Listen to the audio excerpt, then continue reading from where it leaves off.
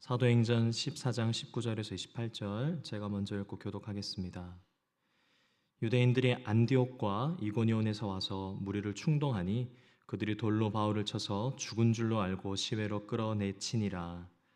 제자들이 둘러섰을 때 바울이 일어나 그 성에 들어갔다가 이튿날 바나바와 함께 더베로 가서 복음을 그 성에서 전하여 많은 사람을 제자로 삼고 루스드라와 이고니온과 안디옥으로 돌아가서 제자들의 마음을 굳게 하여 이 믿음에 머물러 있으라 권하고 또 우리가 하나님의 나라에 들어가려면 많은 환난을 겪어야 할 것이라 하고 각 교회에서 장로들을 택하여 금식 기도하며 그들이 믿는 주께 그들을 위탁하고 비시디아 가운데로 지나서 밤빌리아에 이르러 말씀을 보가에서 전하고 아탈리아로 내려가서 거기서 배 타고 안디옥에 이르니 이곳은 두 사도가 이룬 그 일을 위하여 전에 하나님의 은혜에 부탁하던 곳이라.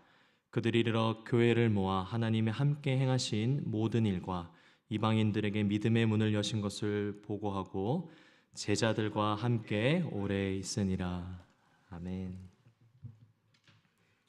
작년 3월 전북 김제에서 발생한 일인데요.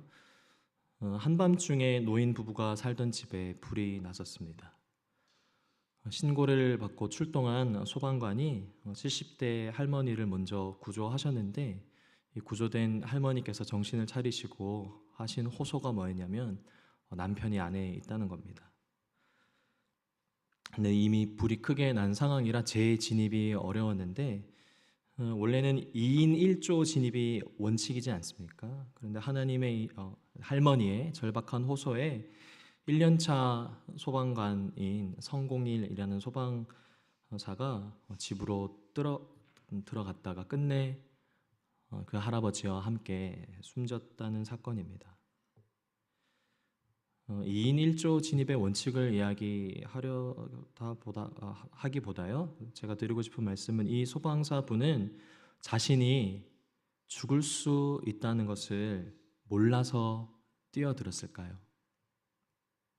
그렇게 힘든 소방 교육을 받고 피땀 흘려서 소방관이 되었는데 또 1년차 선임들로부터 1년차라서 선임들로부터 계속 교육을 받았지 않겠습니까? 절대 무리해서 진입하지 말아라. 근데 또 기사를 보니까 이 소방사분은 고등학교 때부터 소방관을 꿈으로 목표로 삼아서 10년 만에 그렇게 자신의 꿈을 이룬 채 귀한 목숨을 달리했다고 합니다. 소방사들은 자신들의 운명이 어떠할지를 알면서도 이 일, 곧 사람을 구하는 일에 자신의 몸을 던집니다. 오늘 제가 서두부터 이런 예화를 든 이유는 오늘 본문에 바울이 딱 이 경우이기 때문입니다. 사도행전 13장에서부터 바울의 첫 번째 선교 여행이 계속 진행되고 있습니다. 바울은 13장에서 비시디아의 안디옥에서도 복음을 전했고 14장 전반에서 이고니온에서도 복음을 전했습니다. 그런데 이 두 곳 모두 유대인들이 바울을 끊임없이 반대하고 복음을 전할 때 회방하였습니다. 어제 본문에서도 살펴볼 수 있었는데 이고니온에서 전도할 때 유대인들과 그리고 그 지역 관리들이 두 사도를 욕하며 돌로 쳐 죽이려고 했죠. 그런데 오늘 본문에서는요, 바울은 루스드라라는 지역에서 여전히 복음을 전하고 있는데 이미 이전에 복음을 전했던 두 지역에서 유대인들이 어떻게 알고서는 바울을 쫓아와 이번엔 정말로 바울을 돌로 쳤습니다. 그리고 19절이 어떻습니까? 사람들은 이 바울이 죽었다고 여겼습니다. 그들이 바울을 죽었다 여기고 그러니까 그의 시체를 성 밖으로 내던졌죠. 그런데 바울은 20절에 기적적으로 하나님의 은혜로 다시 일어났습니다. 그러면 이 정도로 했으면 바울이 여기서 그쳐야 할 텐데 다시 그 성으로 들어갑니다. 그리고는 다음날 바나바와 함께 더베로 떠나서 다시 주님의 복음을 전하게 됩니다. 어떠한 일로 죽음의 문턱에 우리가 경험하게 되면 그 죽음의 문턱을 경험하게 되면 소위 트라우마가 생겨서 그 같은 일을 반복하지 않는 것이 일반적인데 그런데 왜 바울은 멈추지 않고 오히려 갈수록 소위 불구덩이로 더 뛰어들었을까요? 저는 그 힌트를 오늘 본문 19장에서 얻었습니다. 한 문장인데요.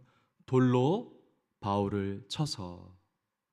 이 돌로 치다라는 이 표현은 신약 성경의 오늘 본문을 제외하고서는 바울 말고 단 한 사람에게만 사용된 표현입니다. 누구겠습니까? 예수님입니다. 요한복음 10장 32절에 예수께서 대답하실 때 내가 아버지로 말미암아 여러 가지 선한 일로 너희에게 보였거늘 그 중에 어떤 일로 나를 돌로 치려 하느냐. 이 말씀도 공교롭게 유대인들이 예수님을 돌로 치려 했을 때 하신 말씀입니다. 유대인들에게 예수님의 하나님의 나라와 복음을 전하며 또 기적을 베푸셨지만 예수님에게 돌아왔던 것은 핍박과 고난이었습니다. 그렇다면 오늘 본문에 바울이 받고 있는 이 고난은 누구의 고난입니까? 예수 그리스도의 고난을 받고 있는 것입니다. 죽음까지 두려워하지 않고 복음을 전하는 이 바울의 행동은 그렇다면 어떻게 이해할 수 있습니까? 예수님을 점점 더 닮아가고 있는 것입니다. 고난의 길, 십자가의 길을 걸어가며 바울은 점점 더 예수님을 닮아가고 있는 것입니다. 그래서 사도행전 20장 24절에 바울이 이렇게 고백하지 않습니까? 내가 달려갈 길과 주 예수께 받은 사명 곧 하나님의 은혜의 복음을 증거하는 일을 마치려 하면은 나의 생명을 조금도 귀한 것으로 여기지 아니하노라. 그로 인해 어떤 결과가 맺게 됩니까? 교회입니다. 그 복음의 열매가 교회라는 그 결과를 맺게 합니다. 오늘 본문에서도 확인할 수 있는데요. 22절입니다. 22절을 같이 읽도록 하겠습니다. 시작. 제자들의 마음을 굳게 하여 이 믿음에 머물러 있으라 권하고 또 우리가 하나님의 나라에 들어가려면 많은 환난을 겪어야 할 것이라 하고. 바울이 고난 중에 전한 복음의 자리에는 성도의 숫자와 상관없이 규모와 상관없이 교회라는 새싹이 돋아났습니다. 이 신생아와 같은 이 교회가 예수님을 머리로 삼은 주님의 몸된 교회라면 성도 한 사람 한 사람으로 이루어진 교회가 하나님 나라에 들어가려면 무엇을 경험하게 된다고 22절에 바울이 이야기합니까? 많은 환난입니다. 고난을 겪게 될 것이라고. 예수님의 몸된 교회의 운명은 예수님이 겪으셨던 고난과 동일합니다.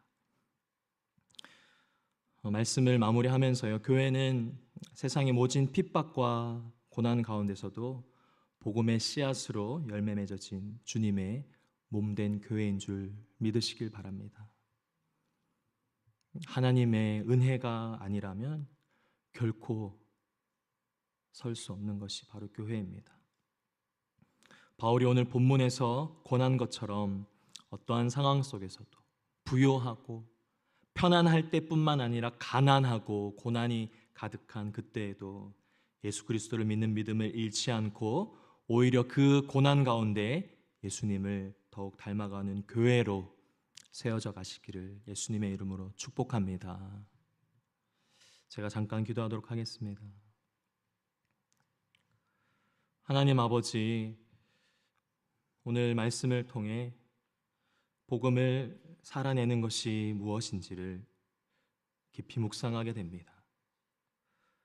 복음을 통해 세워진 교회, 이 땅에 주님이 친히 세우신 모든 교회들 위에 또 수지해 본 교회 위에 성령의 충만함을 허락하여 주시옵소서. 그리하여 이 악하고 음란한 세대 가운데 생명의 빛을 전하기에 부족함 없도록 그 사명 능히 감당할 수 있도록 큰 은혜로 붙들어 주시옵소서. 또한 우리 개인의 삶 속에서도 예수님이 걸어가신 길, 그 십자가의 길을 능히 걸어갈 수 있도록 우리의 삶을 은혜로 채워 주시옵소서. 그렇게 행하실 주님께 감사드리며 예수님의 이름으로 기도드립니다. 아멘. 오늘 저희 한 가지 기도 제목을 놓고 기도하시고 개인 기도로 나갔으면 좋겠는데요. 수지 예본 교회뿐만 아니라 한국 교회를 위해 함께 기도하길 소원합니다. 악하고 이 음란한 세대 가운데 복음 전하는 일을 부끄러워하지 않고 환난과 고난을 받는 것을 피하지 않고 어둠 세상 가운데 너희가 바로 소금과 빛이다 라고 하시는 그 예수님의 말씀을, 그 사명을 능히 감당하는 수지 예본교회와 한국교회 되게 해달라고 우리 같이 마음 모아 기도하시고 개인 기도로 하나님 앞에 나아가도록 하겠습니다. 기도하겠습니다. 좋으신 하나님 아버지, 주님, 그 복음의 정말 말씀을 통해 살펴보고 있습니다. 하나님, 우리 그 일고도 그 시작은 사울과 같았으나 날이 갈수록 예수 그리스도의 사랑으로 말미암아 우리 안에 있는 모든 악함과 하나님 그리스도로 말미암아 새로워지고 우리를 새롭게 하신 그 큰 은혜에